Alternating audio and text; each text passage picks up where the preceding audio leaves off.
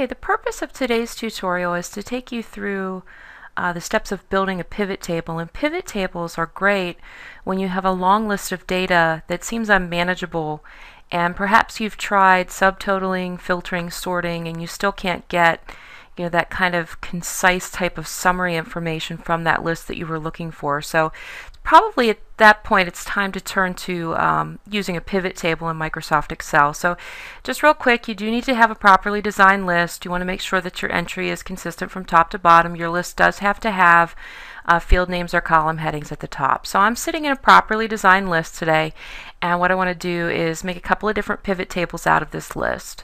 So my active cell is within the list, and I'm going to come over here to the Insert tab on the ribbon. Very first group on the Insert tab is called Tables, and the very first button is in fact Pivot Table. So click on Pivot Table. Tell Microsoft Excel that I would in fact like to create a pivot table. Bam! So there we have it. Dialog box comes up. Because I was sitting active within the structure of the list, Microsoft Excel figures that out, and it wants to create my pivot table on a new worksheet, which is perfect. I'm going to click OK. Two things just happened. One, new sheet was added to my workbook. Two, pivot table design structure has been set up on that worksheet. Off to the far right, I have a pivot table field list design area, and the 5 fields that are coming from the column headings in my list have shown up at the top here. 4 main areas of definition in a pivot table. There's a report filter, column labels, row labels, and values. I'm going to try to show an example of all 4 uses of these areas down here at the bottom. Now you're going to notice that starting in Office 2007, Microsoft Excel does provide checkbox options for the presence of a field within a pivot table. If you do happen to use these checkboxes, essentially they'll fall into default locations within the definition of the pivot table. So if you really had in mind where you wanted to place the fields, it's probably just a better bet to drag and drop them.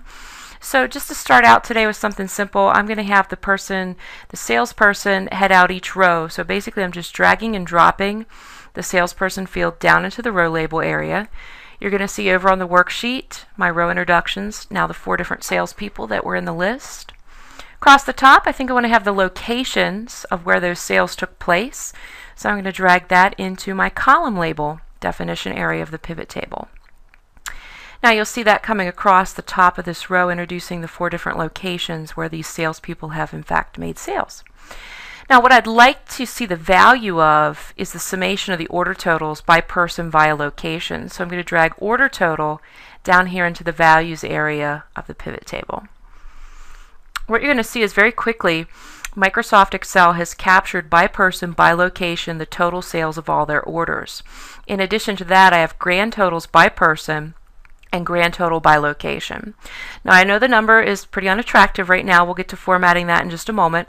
But before I move into that, I just want to let you know that your row and column labels, as they're positioned within the design of the pivot table, do allow you to sort and filter.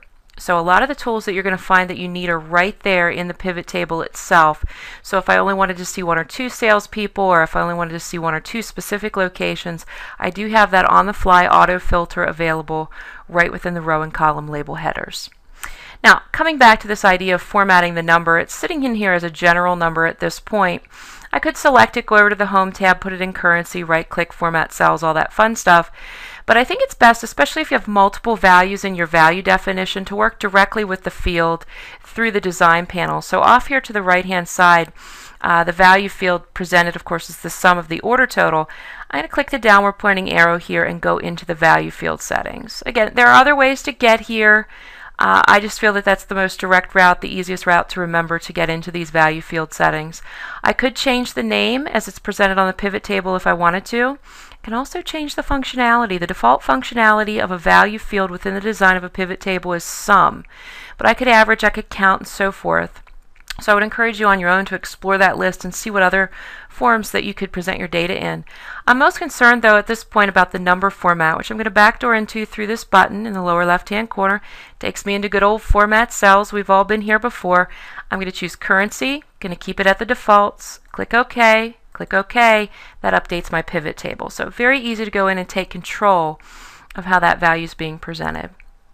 Now, the cool part about pivot tables is if you don't like the initial way in which the data is being displayed, you can pivot it. So at this point, I might decide that I would like to look at this information vertically. So what I could do is over in the design pane, drag the location field as a secondary introduction under the salesperson. And now what I have is a vertical introduction of the salesperson, just the areas that they've sold in, and then of course their totals. Now do be aware that the totals per person are presented at the top of each grouping. That is something that you could change if you wanted to. Again, I could change the perspective on that again very quickly. I could drag salesperson below location, and now via location I'm seeing the salesperson that is sold, and I'm seeing location totals as opposed to salesperson totals. I'm going to put this back the way that it originally was, but just wanted to give you a quick demo of how easy it is to pivot the data around. So, if you're not getting the perspective or the clarity that you desired initially from creating your first pivot table, don't be afraid to drag and drop the fields around. That is in fact why they call it a pivot table, so that you can easily pivot the data into a different perspective. Now, just want to mention that we do have these contextual ribbons that were brought about in the Office 2007 interface, and they're still here in 2010. At the top, you can see I have these contextual ribbons for pivot table tools. I have an options tab and a design tab. I don't have enough time to go through every group and talk about every tool, but I do want to let you know that on the options tab you're going to find things like sorting, simple single level sorts, multiple level sorts. You're also going to find a group called data, and it is important that you do know that your pivot table data does not automatically refresh when changes are made in the list.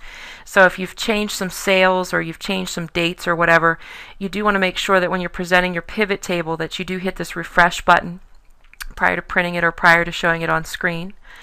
Other thing here that happens a lot to my students is they accidentally turn off the field list off to the right hand side of the screen, then they panic a little bit. No panicking here, just it's under the show hide group.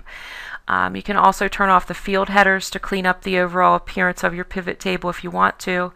My pivot table doesn't have any expandable or collapsible buttons right now for me to show you that, but if I drag location back in here real quick, now you're going to see what they mean by the presence of expand and collapse buttons for each grouping. So I could choose to show those or not within the design of my pivot table.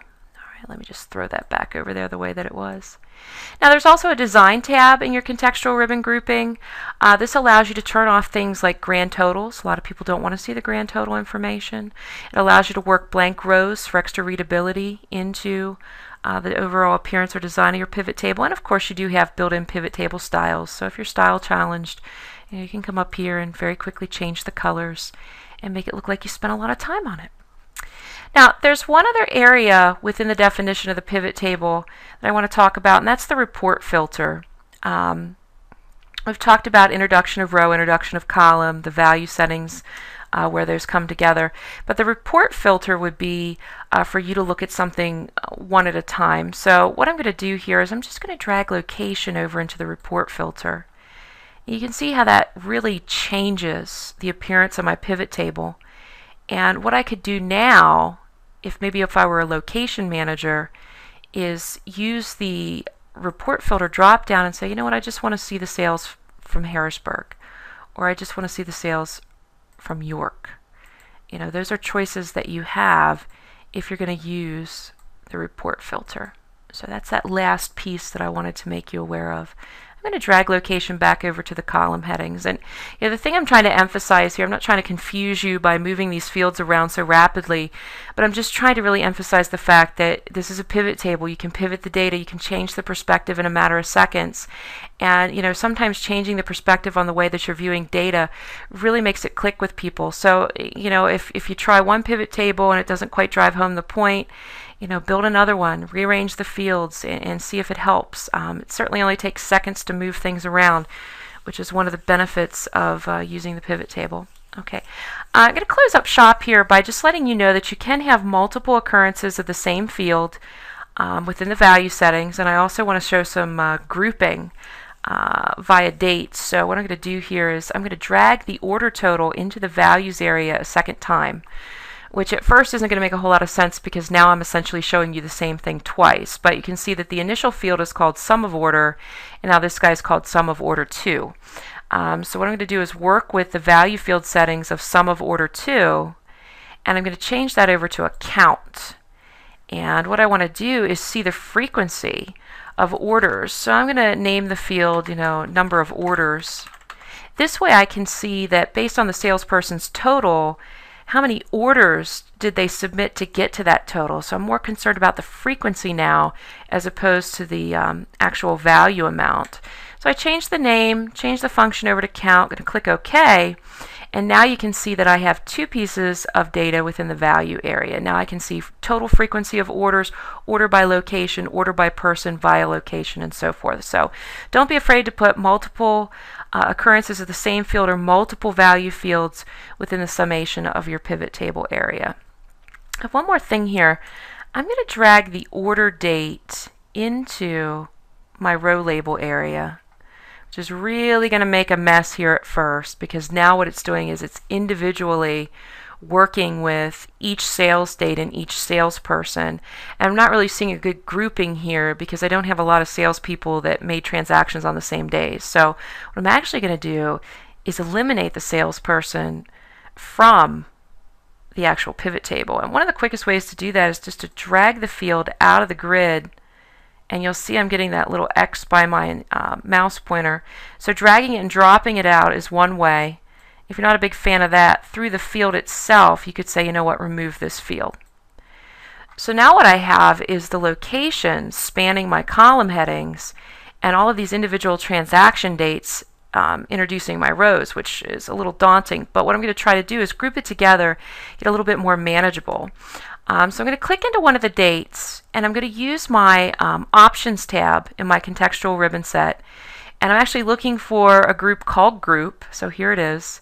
And one of my choices is to group this selection. Now when I click on that, Microsoft Excel is going to realize that this is in fact a date field, and what it's going to suggest is that I group this by months. But I think what I'm going to do to give you a real clear picture of exactly how simplified a pivot table can present data, I'm going to put it into years. I'm going to group all of these sales together by the year in which they occurred. I'm going to click OK, and you'll see that this data spans 2009-2010. So this is really the bottom line outcome of these 2 years, all condensed down into 2 rows of data with some order totals and some grand totals at the bottom. So it can really be that simple. So we're coming from something like this, which is a little overwhelming to try to decipher and to try to figure out anything meaningful from, into this, in a matter of minutes.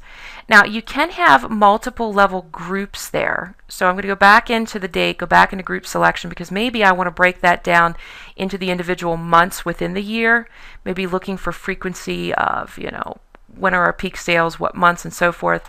So now I have an introduction of 2009 with the individual months broken down and their sales scattered across the locations. And then 2010, same thing happening here. And again, the expand and collapse buttons would allow me to go back to a very concise picture of the total sales for both of those years. So that's an introduction to pivot tables. I hope that you found this information helpful. It certainly will help some of you, I'm sure, manage some of the requests that you're getting within your workplace in regards to, hey, take this big list of data and make some sense of it. So, design a proper list and go over to your Insert tab and make a pivot table out of it. Should mention that even though I didn't show it in this tutorial, you can have multiple sheets with multiple pivot tables all based off of the same list. That way you don't have to keep, going back and manipulating the same pivot table over and over and over again. So, hope this was helpful, and happy pivoting.